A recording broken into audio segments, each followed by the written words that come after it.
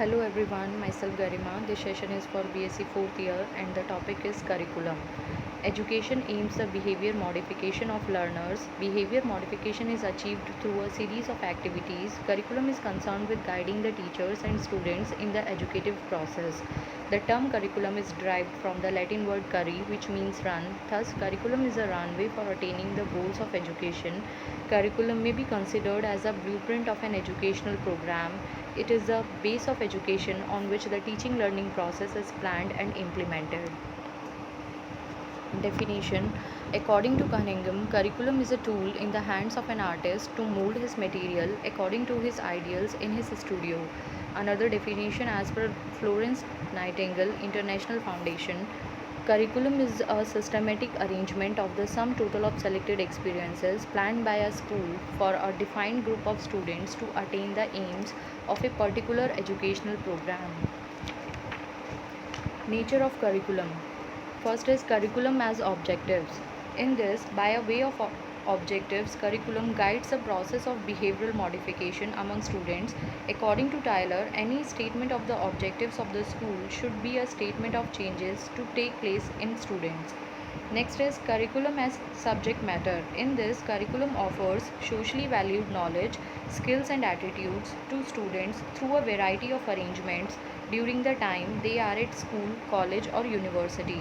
Third is curriculum as student experience. In this, curriculum is all the learning which is planned and guided by the school, whether it is carried on in a groups or individually, inside or outside the school. Last one is curriculum as opportunities for students. In this, a curriculum is all the educational opportunities encountered by students as a direct result of their involvement with an educational institution. Nature of nursing curriculum. First is health oriented, next is flexible to meet the changing health needs of the society, next is influenced by the developments in other healthcare professions, next influenced by transnational trends in nursing education and nursing service, next is influenced by the policy decisions based on national health policy. Criteria for a desirable curriculum. In this, first is the curriculum should describe the theory form. Second is curriculum should cope with the knowledge explosion and scientific advancements. Third one is curriculum should use all the teaching personnel in the most efficient and economic way. Fourth one, curriculum should use a logical, precise, and effective technology which are currently available in the same as well in the allied discipline. Fifth one is the curriculum should be consistent with the theoretical framework of all the subjects included in it. Sixth one, the curriculum should enable the students to do active practice. Seventh one is the curriculum should provide facilities for testing the learned behavior in reality for the students. Eighth one is the curriculum should be as such to produce graduates who are capable of being creative for the next 15 to 20 years at least. Ninth is a curriculum which is planned should spend a reasonable length of time in order to accomplish the goals. Last is the curriculum should be enriched with the activities for professional and personal growth of the learners. Types of curriculum. In this, first is legitimate curriculum. This is the one agreed by the faculty, either implicitly or explicitly. Sometimes it is written into plans, sometimes not, but regardless, it is recognized and acknowledged by faculty and students as real curriculum. It is approved by the accreditation bodies and is the one that generates the learning tasks, episodes, papers, and tests with which both students and teachers contend. Currently, in nursing, this curriculum is generally behavioral objectives driven.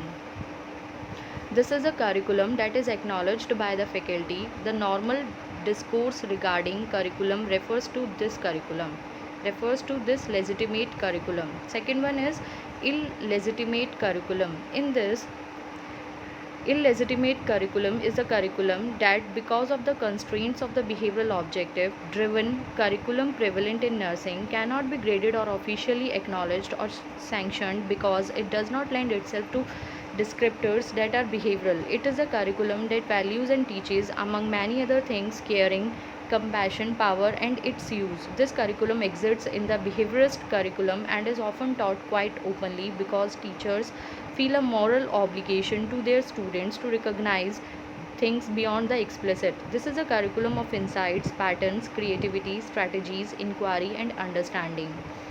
Third one is hidden curriculum. Hidden curriculum is a curriculum in which we are unaware of the messages given by the way we teach, the priorities we set, the type of methods we use, and the way we interact with students. This is a curriculum of subtle socialization of teaching how to think and feel like nurses. It is a curriculum that covertly communicates priorities, relationships, and values. It colors perceptions, independence, initiative, caring, colleagueship, and the mores and folkways of being a nurse. It is taught by subtle, out of awareness things that pervade the whole educational environment. When classes are scheduled, how much time is given to a subject in relationship to other subjects, how many items are assigned to a topic, whether or not a test paper is conducted, how the teacher responds to students who openly differ in opinion from the teacher, how students are or are not encouraged to work together, and how teachers interact with students. All of these give the value messages to students that shape their learning in this curriculum. Last one is a null curriculum. Null curriculum is a curriculum that exists only in the hearts and mind of educator but seldom exists in reality. This may be a because teachers are not taught the art of provoking cognitive dissonance and raising issues and questions that support the general aims of education, like critical thinking, inquiry, and intellectual development. We speak of critical thinking, inquiry, and intellectual development and would like to teach it. But seldom do we raise the questions with students that would require any response beyond the rational for a nursing decision. Next is levels of curriculum planning. In this, first is societal curriculum. Societal curriculum is a curriculum planned for a specific population of students by experts outside the educational institution and who are legally appointed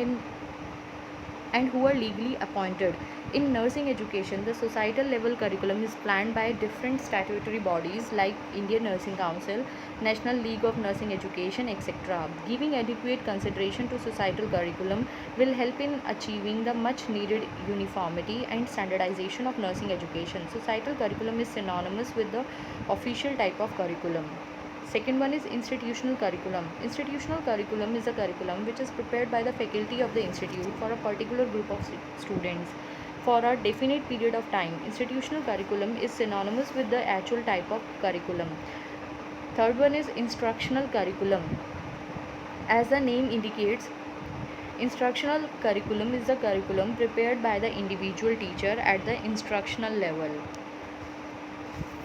Next is principles of curriculum development. In this, first is conservative people. It has been stated that nations live in the present, on the past, and for the future. This means that the present, the past, and the future needs of the community should be taken into consideration. The past is a great guide for the present as it helps us decide what has been useful to those who have lived before and what will be useful to those who are living now. Thus, the function of the school is to preserve and transmit the traditions, knowledge, experience, and way of life to the present generation. This principle will be of help only when we carefully select as to what things of the past are likely to help us in the present.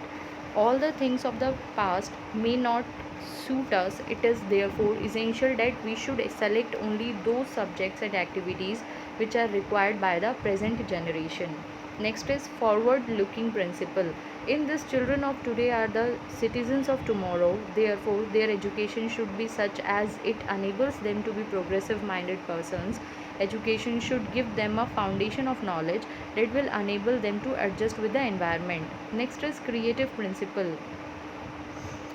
In the curriculum, those activities should be included which enable the child to exercise his creative and constructive powers. Next is principle of totality form. In this, the total learning experience and total learning opportunity may have to be well planned as a whole curriculum, and the teaching learning activity needed for the entire period of time has to be considered while developing the curriculum. Next is activity principle. In this, the curriculum should be developed in terms of activity and experience rather than of knowledge to be acquired and facts to be stored. Next is principle of preparation for life. This is the most important principle in the development of curriculum. Curriculum must include those activities which enable the child to fulfill his responsibilities when he becomes an adult. Next is principle of connecting to life. In this, the curriculum which is planned and developed for a particular educational program should provide worthwhile life experiences. In other words, subjects included in curriculum should be linked with some of the actual life situations. Next is child-centered curriculum. While developing the curriculum, due consideration should be given to the student's age, their educational level, needs, and individual difference.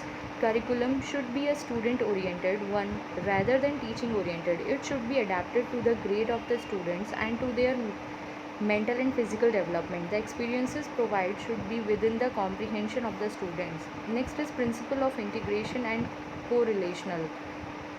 Principle of integration and correlation. While developing the curriculum, each year's course should be built on what has been done in previous years and at the same time should serve as basis for subsequent learning.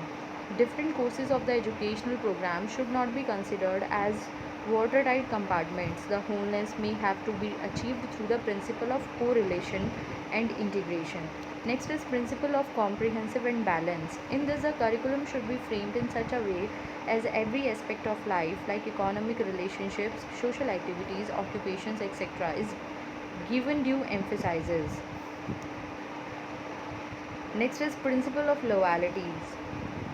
Principle of loyalties. In this, the curriculum should be planned in such a manner that it teaches a true sense of loyalty to the family, the school, the country, and the international community at large. Next is principle of variety and flexibility. While constructing curriculum, variety should be provided in terms of learning and teaching activities. Curriculum should not be too rigid so that appropriate modifications can be done as and when needed. Next is principle of connecting to community needs. In this, curriculum development should address the community needs, the lifestyle of the people, cultural background, aspirations of the people, and needs of the community should be considered while constructing the curriculum. Next is principle of connecting with social life. In this, curriculum has to maintain a relation with social life. Sociology has to be given due recognition so that students can be prepared in such a way that they will be able to lead a well adjusted life in the democratic society. Next is principle of core or common subjects. There are certain broad areas of knowledge, skill, and appreciation with which all the children must be made conversant. Children must be made conversant, and these should find a place in the curriculum. Next is factors influencing curriculum development in nursing education. In this, first one is a philosophy of nursing education. The purpose of nursing education is to bring about desirable behavioral changes in nursing students so as to enable them to render comprehensive nursing care. The determination of desired changes in behavior is being written down in the form of educational objectives. The objectives can be formulated only on the basis of the philosophy of education. Hence, philosophy is regarded as a major factor influencing the curriculum development. As said elsewhere, philosophy of education also determines the selection of students, recruitment of staff, teaching learning activities, and evaluation system. Next is educational psychology. Educational psychology furnishes necessary information required for the selection of appropriate teaching learning activities. Principle of learning and principles of teaching are derived mainly from educational psychology. Educational psychology provides information and principles which serve to help in the selection, organization, and evaluation of learning experience in the curriculum. Next is society. Educational institutions are social institutions which exist within the society. Hence, the needs of the society may have to be considered while developing curriculum. Nursing education is considered as a social institution related to health. So, we have to give due consideration to the health needs of the society while developing the nursing curriculum. Due to emerging and re-emerging diseases, the societal pressure on healthcare professions is mounting. Adequate knowledge regarding the nature of the society and its health needs are essential to develop a viable nursing curriculum. This will enable nursing education to produce competent nursing professionals who are capable of confronting the challenges faced by the society in the area of healthcare in a successful yet cost effective manner. Next is student. Since the modern education is student centered, nursing education has to address the needs of the students in a more humanitarian way without neglecting the patient's right. Majority of the students joining for nursing educational programs are in their late adolescence, and provision for guidance and counseling in the curriculum will help to solve many of their problems, either related to learning, nursing, or personal life. As nursing students are living under the constant influence of media and modern lifestyles, curriculum has to formulate special measures to inculcate proper attitude in them. Curriculum should also give importance to high touch approach in nursing care so that students can maintain the human component of nursing without undermining the advantages of the technological advancements in patient care.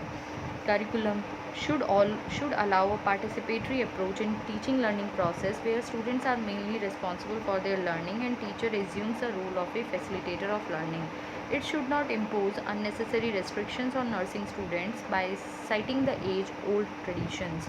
It is high time to remove unwanted restrictions and to consider nursing students as just like any other health professional students. Through a perfect blending of student needs and patient needs, we can develop a student friendly nursing curriculum. Next is knowledge explosion and scientific advancements. In modern world, knowledge is regarded as power, and the success of professional life is determined by the type and quantity of knowledge one possesses. Since a profession is defined as a dynamic integration of various faculties of knowledge, nursing curriculum has to address the knowledge explosion properly. Nowadays, enormous quantity of knowledge is generated through research and other activities. Due to the developments in the information technology, knowledge is available at the fingertip of students. Curriculum should guide the students properly to select the much needed information jungle information from the jungle of information. As nurse educators cannot give all the knowledge required for the students, curriculum has to propose innovative measures for motivating the students to hunt for the knowledge. For delivering comprehensive care, nurses have to possess knowledge from various disciplines along with the nursing expertise. Hence, while developing curriculum, pooling of essential knowledge from various disciplines are to be considered. Curriculum should motivate essential knowledge curriculum should motivate students to learn the recent scientific advancements related to patient care. Next is technological advancements in patient care. Technological advancements are assisting the nurse to save the life of the patient in a more reliable manner. At the same time, it is eating away the human component of nursing. In a society which value technology, we cannot ignore the advantages of technological advancements in patient care. We have to preserve the human component of nursing without undermining the merits of technological advancements. Giving emphasizes to the high-tech, high-touch approach in nursing care throughout the nursing curriculum will help us to reach a consensus between human component and technological advancements. Next is educational technology. In this, curriculum should utilize educational technology to the maximum extent possible. Effective use of educational technology will help to develop new teaching learning methods and improve the student friendly nature of the existing ones. Next is transnational career opportunities. In this factor is not influencing the nursing education universally. The influence of this factor is evident in the nursing curriculum of developing countries, from where many nurses are seeking jobs abroad for better prospectus. Since the fate of nursing education in these countries is determined by the abroad career opportunities, this factor deserves special attention. The dominance of English and geriatric nursing in our curriculum exemplifies the influence of this factor. As more nations are curbing as more nations are curbing the restrictions imposed on healthcare professionals, transnational career opportunities will continue to influence our curriculum development at least for the coming 20 years. Last one is resources. The development of viable curriculum depends upon the availability of tangible and intangible resources. Tangible resources are teachers, textbooks, physical facilities, etc. Intangible resources are the resources within ourselves like motivation, attitude, interest, intelligence, etc. Next is steps in curriculum development. According to Ralph Tyler, there are four main steps or tasks in curriculum development. They are: first is formulation of educational objectives, second is selection of learning experiences, third is effective and efficient organization of learning experience, then fourth one is evaluation of the curriculum. First is formulation of educational objectives. Educational objectives are the statement of those desired changes in behavior as a result of specific teaching learning activity or a specific teacher learner activity.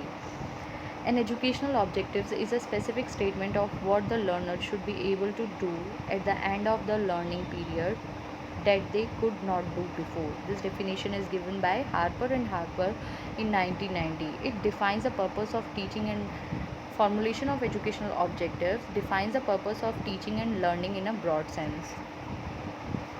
Data required for formulating educational objectives. First one is philosophical statement of the institute. Second is social and health needs of the society. Then next is needs of the student. Then next resources available in the society. Then next is entry criteria of level of students. Then next is a specification of positions to be held by the student on the completion of the program like staff nurse, nursing tutor, etc. Next is minimum requirements in terms of clinical and other facilities prescribed by the statutory bodies like nursing council, universities, etc. Then next is future trends in nursing, and last one is criteria to be fulfilled in order to appear for internationally reputed qualifying examinations like CGFNS, MOH exams, etc.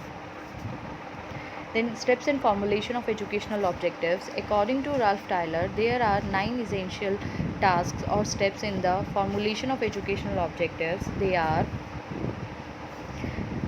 identify the needs of the learner, identify the needs of the society, study the suggestion of the experts, formulate the philosophy.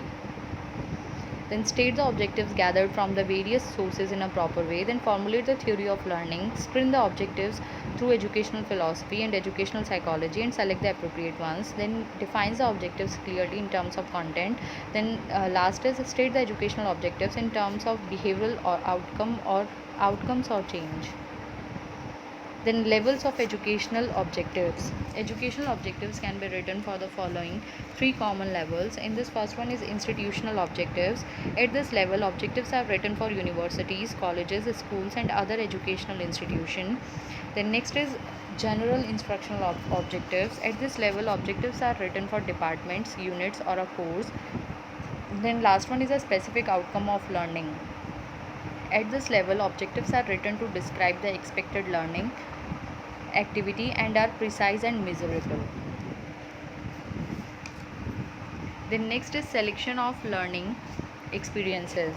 Learning experiences is defined as planned experience in selected situations where students actively participate, interact and which result in desirable changes of behavior in the students. In nursing education, selection of learning experience is concerned with the decision about the content of subject matter and clinical community and laboratory practice. Thus, selection of learning situation together with corresponding learning activities will comprise the learning experiences. When these are in relation to the selection of subject matter, that is different theoretical are selected in terms of community and clinical nursing practice and laboratory work. These will constitute practical learning experience. In short, learning experiences are those experiences which make appropriate responses among students as indicated in the objectives. Then principles to be followed in the selection of learning experiences. First is all learning needs should be in relation to the selected objectives. Second is learning activities should be in relation to those real life situations where the students are expected to practice after being qualified. Next is selection should be in a manner that there is an effective integration between theory and practice. Then reactions out must be within the range of possibility for the students concerned. The next is the same learning experience will result in several outcomes, and several learning experiences may bring out the same outcome. The next is learning experiences should be selected in such a way that learners are constantly motivated. Next is learning experiences should be planned and organized in such a way that the student gets meaning out of each experiences and focus on the future needs. The next is learning is enhanced by utilizing a wide variety of teaching learning methods. Then next is a student will learn effectively if the experiences are satisfactory to them. The next learning experiences should consider the student's ability to undergo the desired changes in behavior.